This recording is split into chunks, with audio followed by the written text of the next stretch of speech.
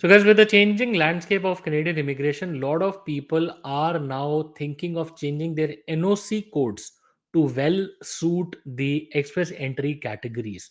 The recent announcement of including cooks, for example, in the trade categories, a lot of people who are working are now reaching out to a lot of practitioners, as we can see on social media, videos popping up where people are saying, okay, can we choose a cook NOC code? I'm working as a chef, or can we choose a cook NOC code while we are working as an assistant food manager and all. So in this video today, we will talk about changing an NOC code in your express entry profile, because after you've created one profile, and how can it actually impact your express entry profile, your candidature, and cross referencing with your other applications. In this video, we will be answering this very important question, because the answer to this can potentially take you to a 5-year misrepresentation ban as well. Please be sure to watch the video till the end. My name is Sahil.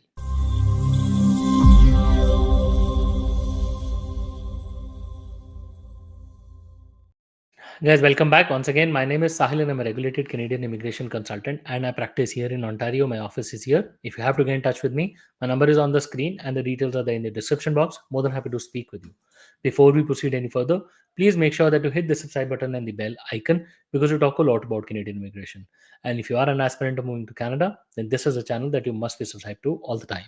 So, guys, we are discussing the important $1 million question that IRCC recently updated its express entry categories, including cook, trade NOC codes, including education, teachers, education assistants. Can you go ahead and update your express entry profile with the new NOC code? The simple answer to this is that if you try to play, or if you try to gamify the system, it can lead you to a 5-year ban, that is misrepresentation. Guys, it is very important to note that IRCC keeps a digital trace of all your applications in the past, which can be your PGWPs or your visitor record extensions, or can be your any work permit extensions, or even your visitor visas and your study permits. If you try to change any of those job duties, designations, titles, or anything, IRCC can cross reference those applications going forward in the future, and give you a letter of procedural fairness letters seeking an answer as to why did you change and what changed. That is one part of the story.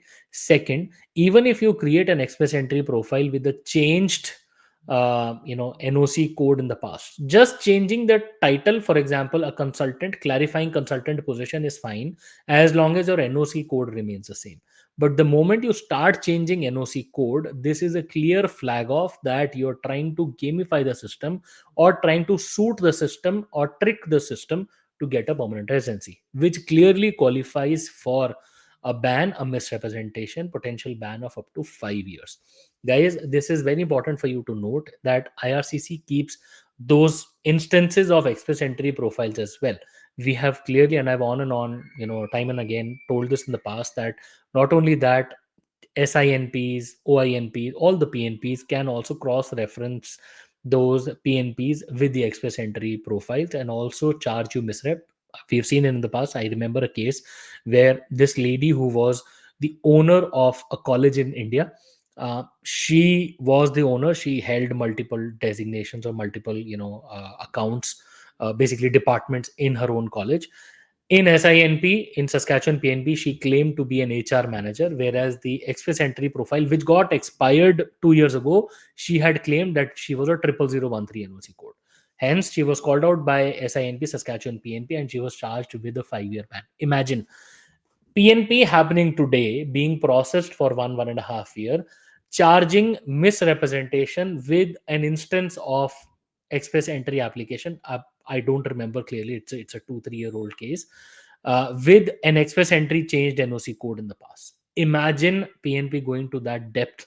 And this case itself that I'm discussing is right around COVID or even before COVID. So the only answer to you is that, if you try to change NOC code today, if you try to gamify the system, there is a very, very high risk of misrepresentation, unless you actually did a mistake, it was an innocent mistake. And then also be prepared to answer the officer that why did you change this. So it should not appear to be a gamify. If it's an actual information that you're relaying, if it was an actual mistake that you did, that's a separate thing, and you will obviously have to justify why you changed that.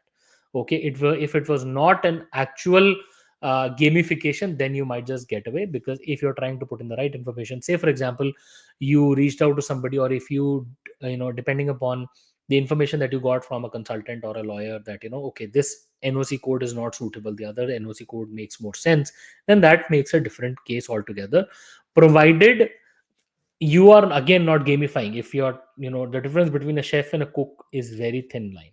Okay, so yes, that can be one of the cases, but obviously being a restaurant manager is way different than being a cook, or for being a software developer is way different than being an aerospace engineer, right? So you don't try to gamify the system on those two levels. um, like I said, every case has to be looked at in its own depth surrounding case situations, and the advice that I gave here is not a blanket applicable to everybody. While there are people who might be genuinely doing something else, all of that NOC code assessment will happen based on your letters. So whatever reference letters that you get from your employer, you have to be taking care of two important things. The NOC code that you select, for example, you're selecting a welder NOC code. I remember this procedural fairness letter very recently that I saw. IRCC officer said that okay, you've claimed welder position for the past 1.5 2 years, and you don't have any roles and responsibilities or any positions or any education in the past to do this. How could you become a welder on day one?